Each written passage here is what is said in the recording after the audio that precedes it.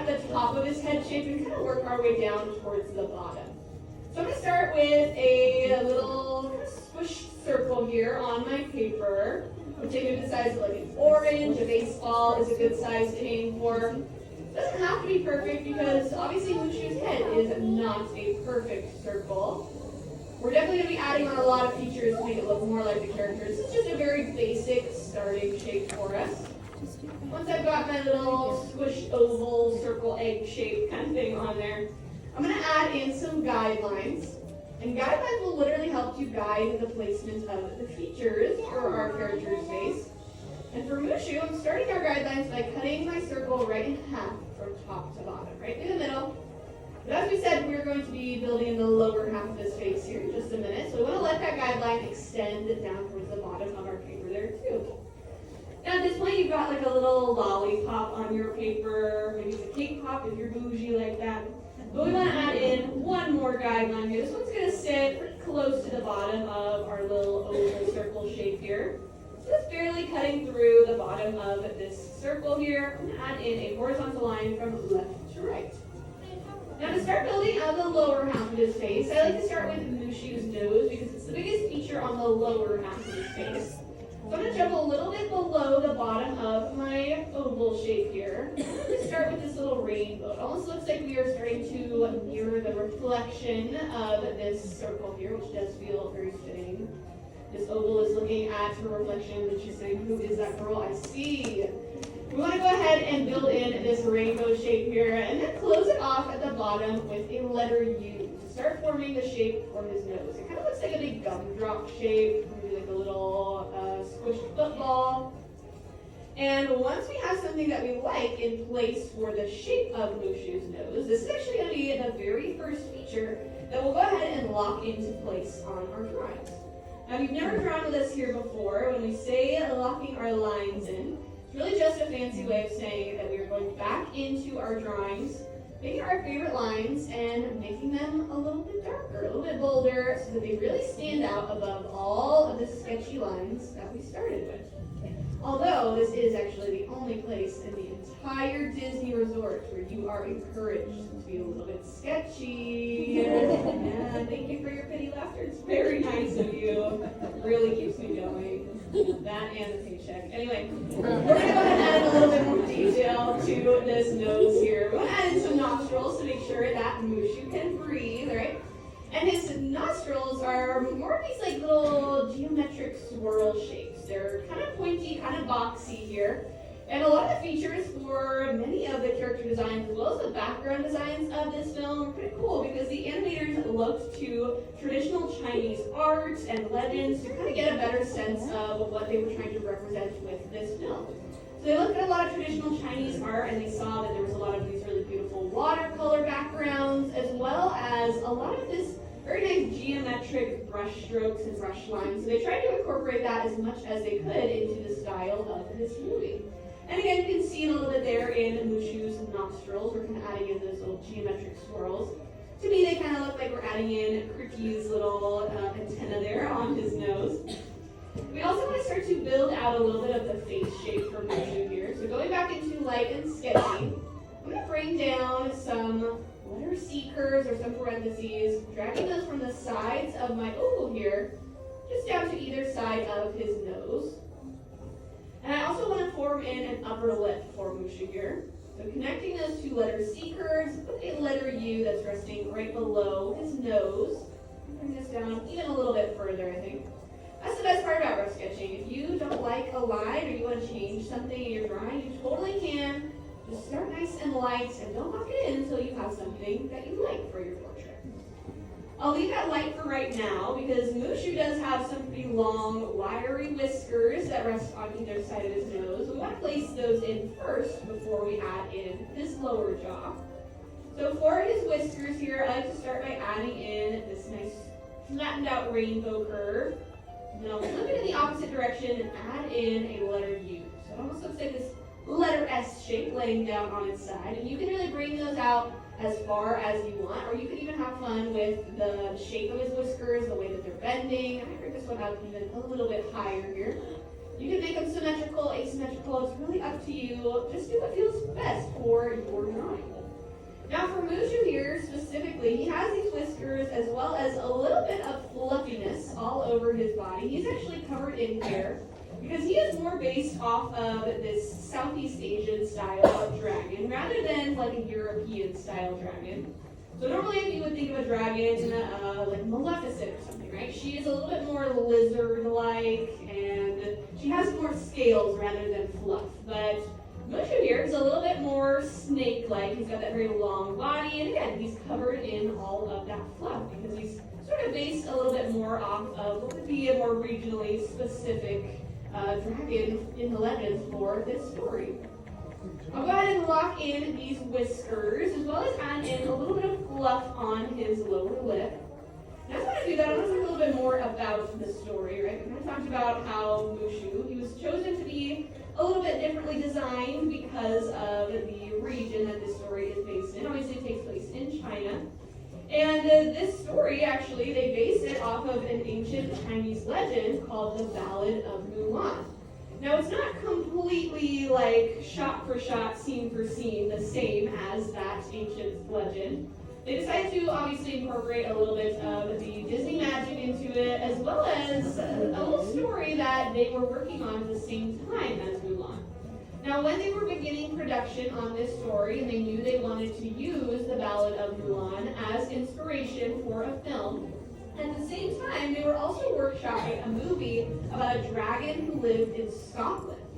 And they ended up coming up with the idea of sort of combining those two stories together. They wanted a movie with a dragon, but they also wanted a movie based off of the Ballad of Mulan. So they combined both of those, and the more research that they did about these ancient Chinese legends, they found that a lot of times dragons could be any size that you wanted them to be. They weren't always absolutely massive and huge. And I feel like it's very fitting because as Mushu says in the film, he says, I'm travel size for your convenience, right? So he's able to follow Mulan all around on her journey, and as she progresses through the story, he's able to be a part of that because he is travel size. He's literally a portable dragon. So again, kind of cool to see how the idea of these stories as well as the characters really changes throughout the process of filmmaking. I'm adding in a few of these little upside down shark fin shapes or these curvy letter V's right along that upper lip for him. It almost looks like he has a little mustache. This is going to be that fluff that covers his whole entire body pretty much. A lot of his head shape. He's got this fluffy hair to him. I'm just going to tuck that right back up underneath the shape of his whiskers on either side. I can also add in one more letter U shape right below his little mustache here, just to give him a lower lip, a lower jawline. So bring down a letter U shape. Now I know we've added in a lot of information, but that's going to be pretty much it for the lower half of Mushu's face. I do want to do a quick check-in with everybody out there though. How are we feeling so far about Mushu? Terrible. Okay, we got one who, we got a lot of people who are just like stunned in the silence. The silence is so loud. Now, don't be too hard on yourselves because I'm sure for a lot of you, this is your first time ever drawing this character, and I will say he is not an easy one. So give yourself a little bit of grace. They're all going to look a little bit different too. That's really the beauty of animation and rough sketching, is that we all have our own unique styles. And this dragon is definitely going to look a lot more like himself once he has the top half of his head shape. So we'll go ahead and add in those features on the top half of his head here. I'm going to start by adding a little bridge across his nose here, a little rainbow right above his nose. And to start adding in these eyes, Mushu has some very large eyes. They also sit very, very close together, which is kind of a hint in character design that a character is probably pretty funny if their eyes are sitting very close together. Which I would definitely say applies to Mushu. He is a very funny character. He provides a lot of comic relief for this film. And I feel like a lot of that is due to his amazing voice actor. Anybody remember who played Mushu? Eddie Murphy. Yes, the iconic. And he has definitely been in a lot of very, very funny movies. After this movie, he was kind of like at the height of his career around this time. He also played a little donkey in a movie that shall not be named because we don't own them. But yeah, there are a ton of amazing voice actors and actresses all throughout this movie playing some very iconic characters. And I absolutely love talking about the voice actors behind some of the main characters. before I get too ahead of myself, I'm adding in these little sideways letter C's, rainbows, kind of just cutting a little bit into the shape of Mushu's eyes before I lock those in. That's just showing that he's going to be smiling so big that his cheeks are being pushed up into his eyes a little bit. I'm also going to lock in the full shape of just one of these ovals. And again, they're sitting so close together that this first one is going to overlap the one on the right ever so slightly. So I'll only lock in what would still be shown from the one on the right. Now, like I said, though, a ton of amazing voice actors and actresses in this film, including the voice actress for Mulan. Anybody know who plays Mulan? Ming-Na Wen. Ming-Na Wen, yes. Now, Ming-Na Wen, she is extremely talented, obviously, and she has actually been a really huge part of just like the Disney umbrella of entertainment corporations. She has played so many different characters all throughout these different forms of media. She's been in like Star Wars projects, she's done Marvel, she's done Disney animated, Disney live action. Like, she has truly done it all. Now, she played the speaking role for Mulan, but we actually had another very talented actress who played the singing voice of Mulan. Anybody know who that was? Lea Salonga. Yes, that's right. Now, if you're a big Broadway fan, you'll probably know her as a huge Broadway star. But she is also the voice of another Disney princess as well, which is pretty cool. She can claim she voiced two. Yeah, she voiced Jasmine, exactly. Now, she does play the singing and speaking role for Jasmine. And she was actually considered for being both the singing and speaking voice of Mulan at one point. But the producers, the directors, everybody that was working on the team at Mulan, they absolutely loved the way that Ming-Na Wen was able to make her voice a little bit lower for the part of Mulan, because they felt like she was able to very accurately portray both sides of Mulan. And she is herself, as well as when she, is like in the military and she's playing King, right? She's able to do both the sides of the characters. And they really loved that she was able to do that. But they were still able to incorporate Lea Salonga as the singing voice as well. Now, I added in some pupils for Mushu here, just some classic ovals, but you can even have a lot of fun with that if you want. You can add some little firecrackers in there, some fireworks. You can add the little like porridge breakfast that he makes Mulan. I don't know about you guys, when I watched that movie as a kid and I saw the breakfast that he made with the little egg and bacon smiley face, I was like, I want that so bad. I want to eat it, it looks so yummy. So you can draw that in his eyes, it would be really cute. But to really start framing out the outer shape of his face here so that he's not just kind of floating around on our paper, we want to go ahead and complete those smile lines on either side of his face here. I'm going to add in one more little set of rainbows right underneath that first big set next to his eyes. Those are going to be the actual corners of his smile, and I can even lock in my favorite line for the sides of his head shape there as well.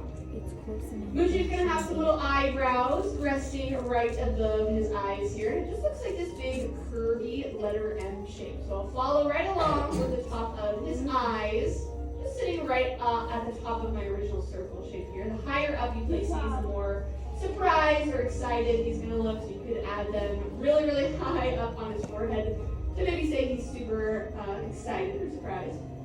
But right on the end of that letter U shape, on either side of his head, he has these very big patches of fluff. And again, it kind of goes to show all of that hair because of the specific style of dragon he is.